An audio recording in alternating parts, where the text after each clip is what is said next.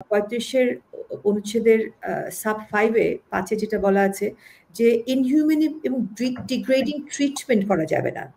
অর্থাৎ অমানবিক বা লাঞ্ছনামূলক কোনো ট্রিটমেন্ট করা যাবে না। এবং এই সরকার কর্তৃক আবার এখানে অন্যায় কাজ করা হচ্ছে, সুপ্রিম কোর্টের রায় লঙ্ঘন করা হচ্ছে। তারা বৃদ্ধাঙ্গুলি দেখাচ্ছেন সুপ্রিম কোর্টের রায়কে, রাইট? সেটা হচ্ছে প্রাইমা ফেসি এই মামলাগুলা ভ্রান্ত, বানোয়াট, এবং সরকার নিজেও জানে এগুলো হচ্ছে ভ্রান্ত মামলা। বেসিক যে কাজটা এই সরকারের miserably failed, basic law and order তারা নিয়ন্ত্রণ করতে পারছে না। যে বর্তমান সরকারে যারা আছে তাদেরকে তো জবাব করতেই হবে, আজ না হোক কালকে করতেই হবে। বিপুল, আমি খুবই অবাক হয়েছি, কারণ সুপ্রিম কোর্টের একটা অলরেডি রায় আছে।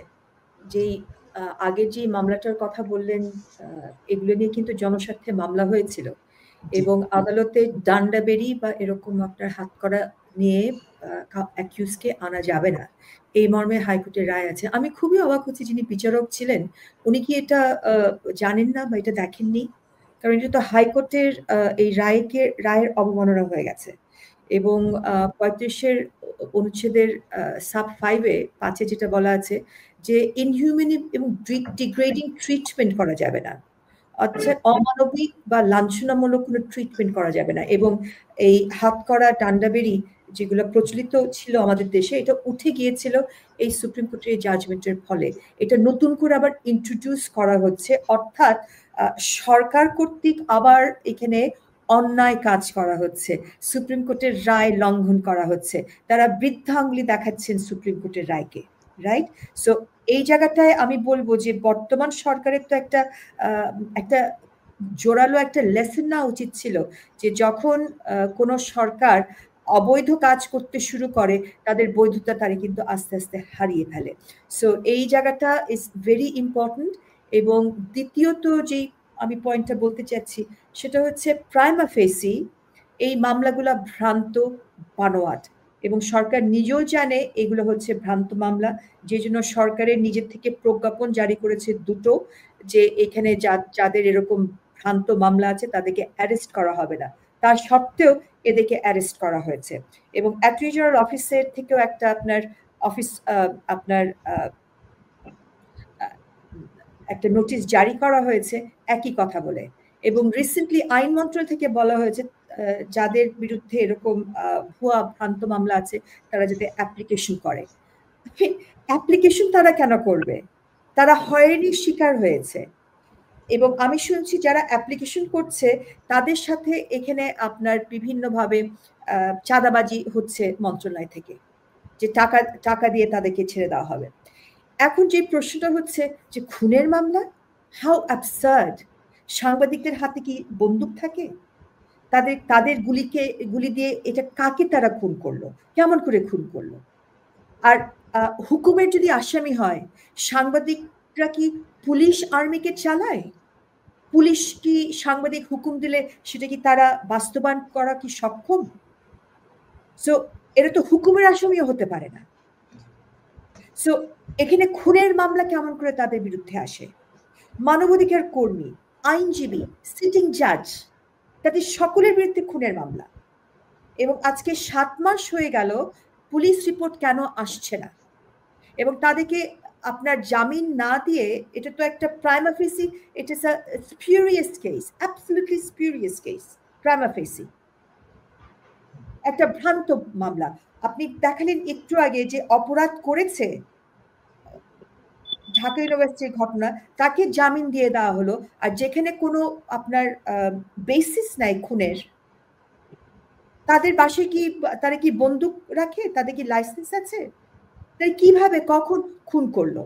এবং এখানে জাতিসংঘের রিপোর্টটা আমরা নিয়ে আসি। জাতিসংঘের রিপোর্ট কিন্তু বলছে 1400-র মতো এরকম খুন হয়েছে, সরকারের এস্টিমেট অনুযায়ী 800 প্লাস।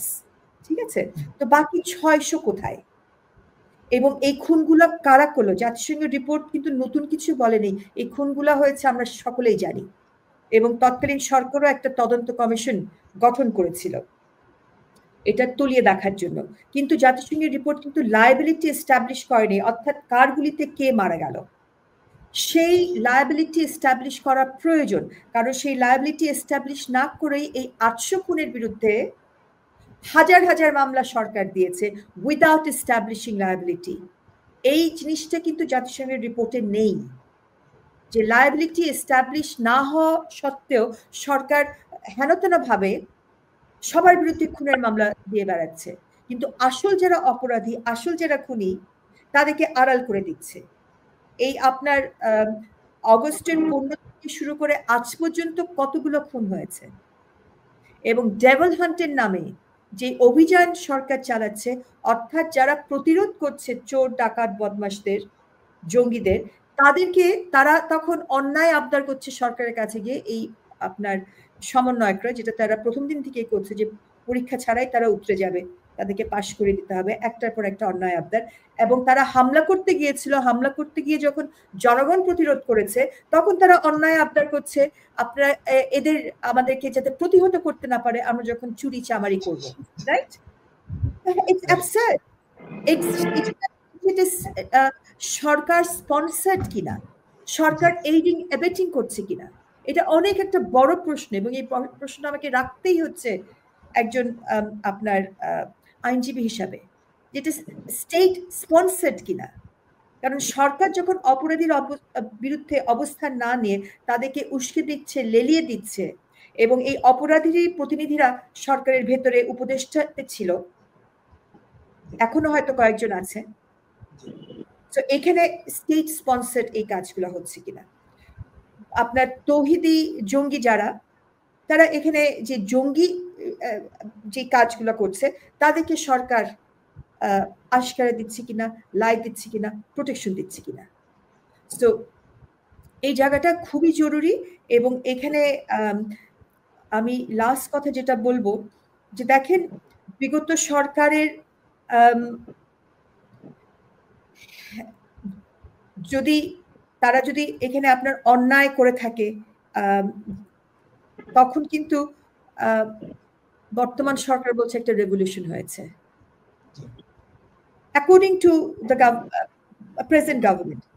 এখন এই সরকার যদি কোনো কিছু না শিখে থাকে, এই সরকার যখন এই ভয়াবহ অন্যায়গুলো করছে এবং স্টেট স্পন্সার্ড টেরোরিজম অ্যাকশনগুলোর ভিতরে যদি ইনভলভ হয়ে থাকে, তাহলে এই সরকারের পরিণতি কি হবে?